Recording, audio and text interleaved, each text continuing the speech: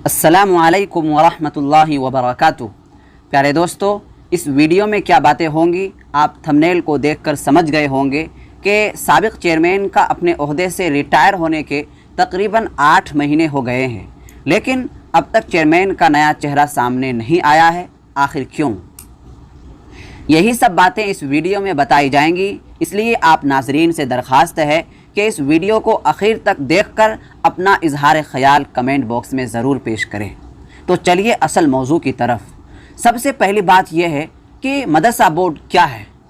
मदरसा board Bihar का सबसे कदीम और सबसे बड़ा मदरसा है, जिसके मातहत बिहार का सैकड़ों मदरसा मुल्हिक़ हैं और यहाँ से हज़ारों, लाखों और सैकड़ों गरीब बच्चे तालीम हासिल कर रहे हैं और मदरसा बोर्ड ही के ज़रिए तालीमी मैदान फलता और फूलता है। लेकिन दोस्तों, ये उसी वक्त होगा जबकि मदरसा बोर्ड के चेयरमैन का इंतखाब होगा।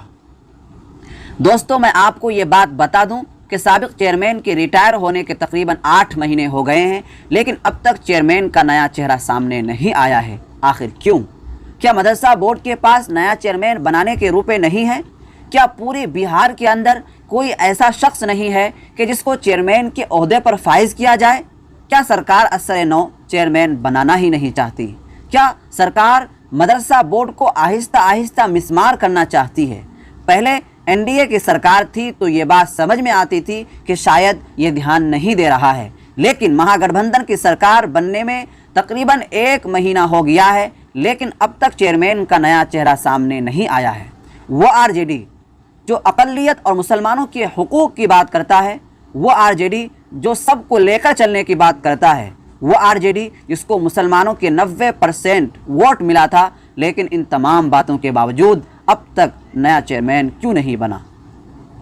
दोस्तों, इस वक्त हम सबको मिलकर ये आवाज़ बुलंद करनी चाहिए कि चेयरमैन अब तक क्यों नहीं बना।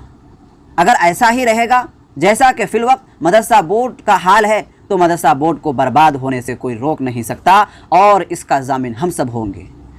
दोस्तों, इस वीडियो को जहां तक हो सके शेयर करें ताकि लोग ये समझें कि मदरसा बोर्ड को बचाने के लिए इस वक्त हमको कौन सा कदम इख्तियार करना होगा। वस्सलामु अलैकुम वरहमतुल्लाहि वबरकातुहू।